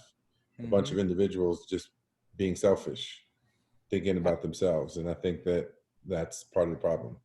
Absolutely. And I'll end with a couple of minutes about my perspective. You know, I being Indian, coming from a very conservative family, immigrants, I had a tough time dealing with this. I'm so grateful for this conversation because I still don't know, but I'm okay with being like, I don't know, but I do want to be a great father. I want to be a great role model. I want to be a great human being. I want to cultivate those within myself. And I think relationships is a part of it. How we build relationship with other people, how we cultivate those relationships. Are we open? Are we understanding? Are we also understanding how these things are affecting our like livelihoods, right? We're a pandemic. We're in like these really crazy, from a nervous system. People are really suffering right now from all these mental health challenges. And a lot of it comes down to love, loving ourselves, being able to love somebody else, being able to be vulnerable, right? I mean, these are all things we got to practice. We got to learn from each other. We've got to read books. We got to like study ourselves, study each other, share that community and that space. I mean, there's so much there going on, but I think these conversations that we just had right now is the key. Like, so thank you for you all for showing up. I'm super grateful that I can learn for myself. Let's get this closing question. What do you guys think, the people who are, are still on the Zoom? What is your feedback? Have you changed your mind? Are you still in the same flow? I want to also bring on, acknowledge Adam. Thank you, Adam, for being so freaking helpful, bro. I love having a partner, a brother in arms that we can go out and have fun, but also do meaningful things. I wouldn't be able to do any of this stuff because purpose is what drives me. And even relationships, guys, let's build relationships that are built on purpose. What do you think about that, Adam? Like, let's have even love relationships built in purpose, ingrained deeply. Yeah, and that's what you and I have always talked about, is a life driven by purpose. And I think all of this, when you look at external realities, whatever the situation is, it's always going to come back to you. So how are you treating yourself with kindness? How are you building that within yourself to trust your own natural impulses, right? And that all comes down to getting really clear on what your intention is. And so once we know that, then we can move with purpose. And purpose is moment to moment to moment to moment to moment. And so being able to just check in with ourselves and see if, like, am I feeling what I'm doing? And that will create a sense of empathy that then moves from the inside out, right? And no matter what it is, whether it's monogamy, polyamory, it's always going to come down to what's going on with you inside. And nice.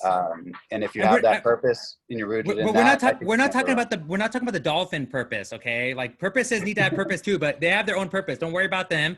You need to have the actual purpose. PURPOSE. Christina, I want to drop you in there. The whole team at WeDeepen. We got Kelly. Oh my God, we got everybody. We got Christina, Kelly, David, Taylor. Everybody's been so awesome. Christina, do you have anything to sign us off with? I do. Thank you, everyone, for coming out and joining this evening. I know, Indy, you just gave everyone a shout out. Adam, you, Malik, Shai, Natalia, Billy, Brian, Danielle, and Ashley, and everyone else for joining in.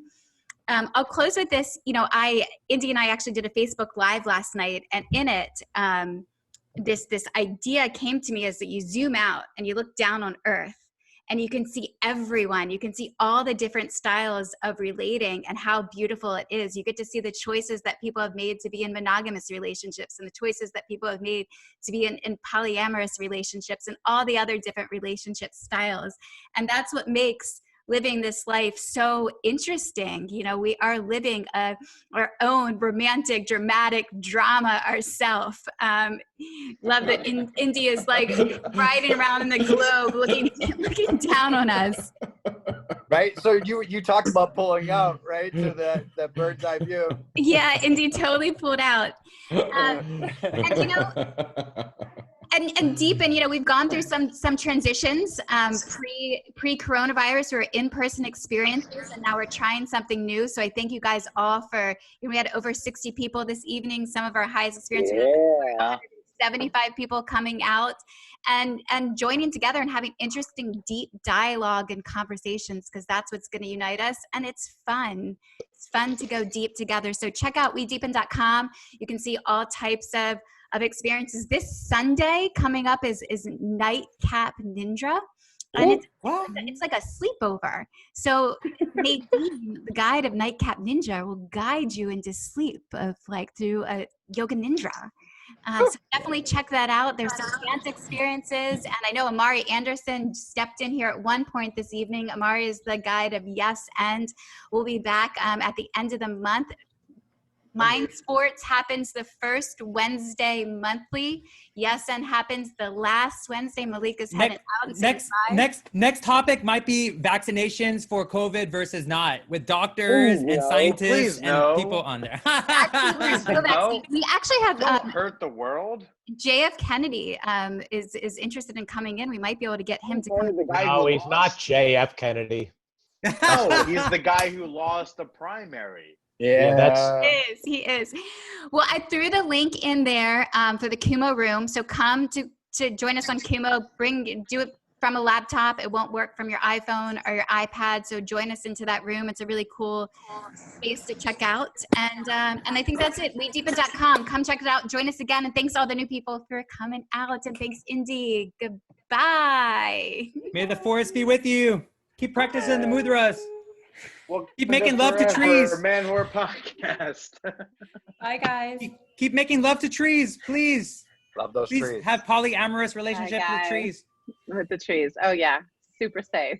It was awesome. Love you guys.